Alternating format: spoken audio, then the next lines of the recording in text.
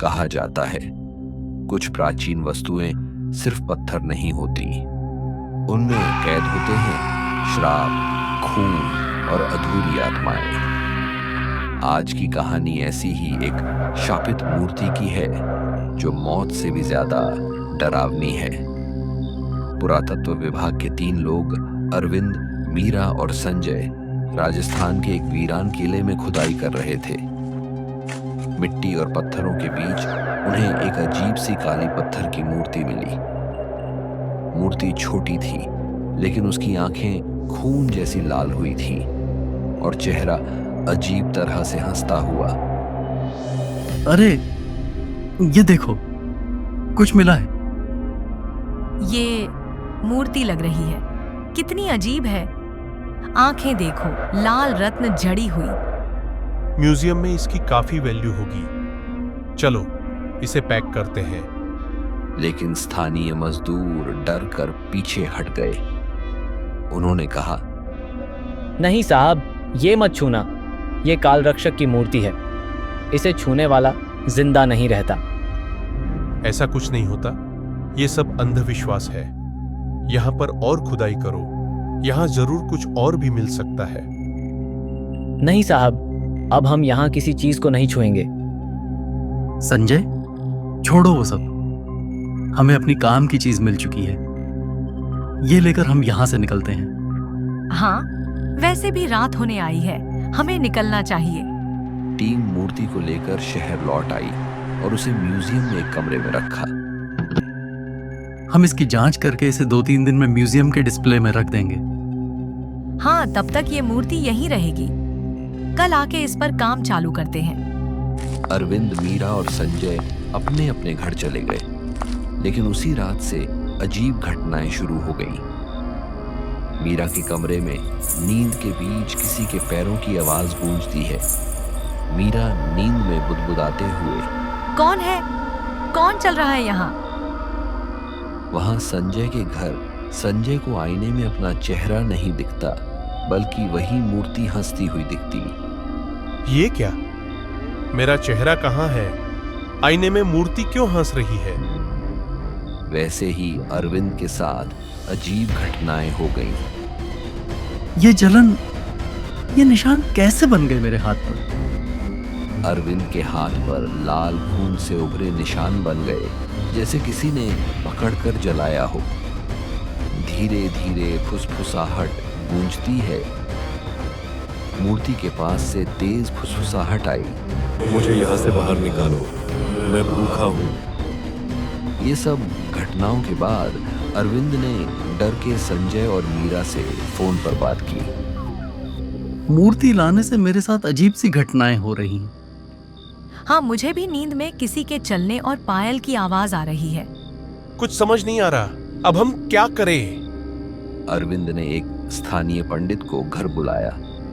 अरविंद ने पंडित से पूछताछ की। उसने पंडित जी को सब बात बताई और उन्हें वो मूर्ति का फोटो मोबाइल में दिखाया। पंडित जी ने वो मूर्ति देखकर कहा, ये मूर्ति कहाँ मिली तुम्हें? मैं, मीरा और संजय, हम पुरातत्व विभाग में काम करते हैं। राजस्थान के एक वीरान किले में खुदाई के दौरान हमें ये मूर्ति मिली।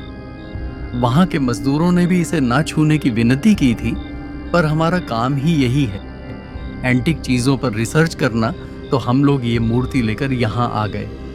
पंडित ने कांपते हुए बताया, तुमने जो मूर्ति छुई है वो काल रक्षक की मूर्ति है जो खून पीती है। मैंने पढ़ा था कि सदियों पहले राजस्थान के किले का राजा तंत्र मंत्र करता था। उसने मौत को हराने के लिए अपने ही सैनिकों का खून बहाकर इस मूर्ति में कैद कर दिया।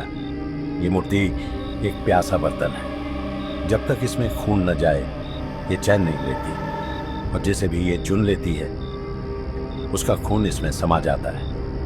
आप लोगों ने इस मूर्ति को जहाँ से निकाली है वहाँ वापस रख दो।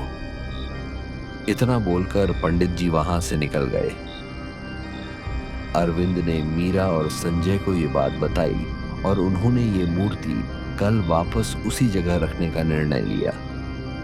उस रात मीरा अचानक गायब हो गई। संजय सुबह मीरा के घर गया, लेकिन वहां उसे मीरा मिली नहीं, तो वो म्यूजियम चला आया। मीरा को खोजने पर उसका शरीर म्यूजियम के स्टोर रूम में मूर्ति के बगल में पड़ा मिला, लेकिन खून की एक बूंद भी शरीर में नहीं थी। दीवारों पर लिखा था, एक आत्मा आजाद हुई। संजय घबराकर भागने की कोशिश करता है, लेकिन मूर्ति अपने आप जमीन से हिलने लगती है। उसकी लाल आंखें चमक उठती हैं और उससे एक साया निकलकर सीधे संजय के शरीर में घुस जाती है। संजय की चीख गूंजती है और अगले ही पल उसकी आंखें भी लाल हो जाती हैं। अब अरविंद अकेला बचा था। उसे मीरा और संजय के बारे में पता चल गया था कि वो नहीं रहे। तभी उसने पंडित जी को जाके पूछा कि मूर्ति से पीछा कैसे छुड़ाए। पंडित ने विचार विमर्श करके अरविंद को एक सलाह दी। तुम अगर मूर्ति को नष्ट कर सकते हो तो कर दो, लेकिन ध्यान रखना कि मूर्ति को नष्ट करने के बाद उसमें कैद हुई सभी आत्माएं बाहर आकर तुम पर हमला कर सकती हैं। तुम उन्हें हराने में असफल हुए तो तुम्हारा बच पाना मुश्किल हो सकता है। उसने तय किया कि वो मूर्ति को तोड़ देगा। वो म्यूजियम गया। वहां से हथौड़ा लेकर उसने मूर्ति पर प्रहार किया, लेकिन जैसे ही मूर्ति टूटी, उसमें से दर्जनों काले धुएं जैसी आत्माएं बाहर निकल आईं। हर आत्मा की आंखें लाल और वे चीखते हुए अरविंद के चारों ओर घूमने लगी। नहीं, मुझे छोड़ दो।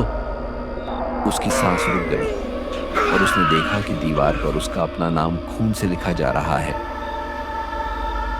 अगले दिन अखबारों में खबर छपी, म्यूजियम में 3 शोधकर्ताओं की रहस्यमयी मौत।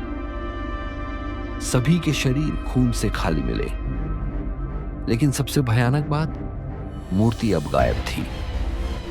और उसी दिन एक दूसरे शहर के आर्ट गैलरी में उसी जैसी नई मूर्ति प्रदर्शित हुई। उसके पास लगी पट्टी पर लिखा था, दान श्री अरविंद। मतलब अरविंद मरा नहीं था, वो खुद अब मूर्ति का रक्षक बन चुका था।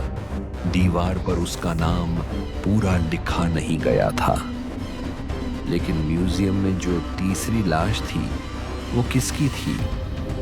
क्या अरविंद अब भी जिंदा है या वो खुद मूर्ति बन चुका है?